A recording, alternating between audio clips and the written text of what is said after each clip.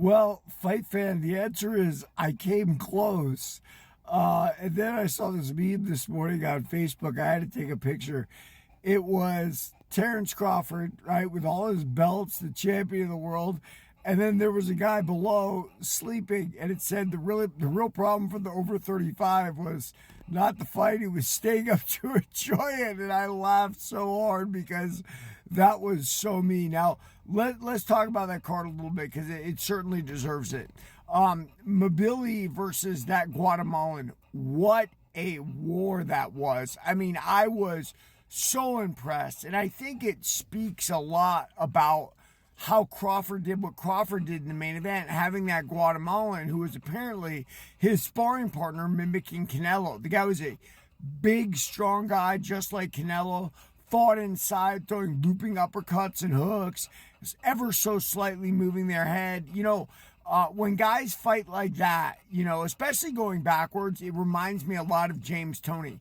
James Toney would let people press into him, but subtly shifting his weight and shifting his head and shifting his body to land devastating hooks and, overhands and whatever, the inside fighting type stuff. So I was really happy that fight was called a draw. I thought it deserved to be a draw. I mean, Mobility came forward the whole time doing the same thing, right? Throwing great punches. But at the end of the day, I think it was neutralized by the Guatemalan. And I think a draw in that fight was very fair. Now, I thought that was the co-main, and it was not the co-main. That was Fernando Vargas Jr. versus Callum, Dana White's guy, which I was out cold by that time, guys. Now, I woke up, ironically, in the middle of Canelo Crawford. And it was like round 3 or round 4. And by the way, Canelo put it on Crawford a couple times, right? Like the end of the round, Canelo landed a big, I think it was a right hand, and Crawford smiled. And everybody who knows fighting knows the smile means you got me, but I'm still here, right? The smile means you hit me hard, but guess what? I'm right here, and it didn't knock me out at all. I thought, oh well, the fight's going how I thought. And if this fight reminds me of something, it's when Manny Pacquiao fought Oscar De La Hoya. My boxing head, my mind then was like, look, Manny's excellent, was a flyweight champ, junior welter, junior light, lightweight, featherweight, all that stuff. But I didn't think he could beat Oscar based on size. And when I watched the fight, I was incredulous as Manny dismantled Oscar and knocked him out over like 7-8 rounds like that, right? Last night's fight was very similar to that. Now, obviously, Canelo's a very tough competitor, and he never gave up and he never stopped trying, but it's a changing of the guard. And really, it's a lesson for me, too.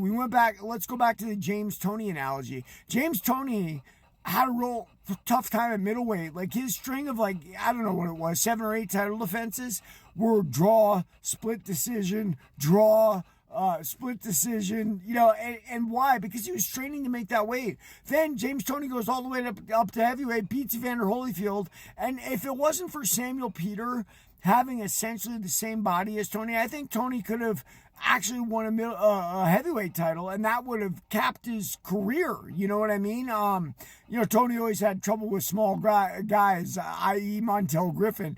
But yeah, man, it's a changing of the guard, and to remember that little guys beat big guys. I just had a conversation about that, like that a lot of the cruiserweight champs are some of the best because they're not so big and pondering. And the bigger you are, the more pondering you are. The smaller you are, the quicker you are, and the more you put punches together and your technique's better. And we've had that discussion with flyweights and whatnot. But yeah, man, Terrence Crawford is the GOAT right now, for sure, no doubt. Everybody, like and follow for more on The Fight Game.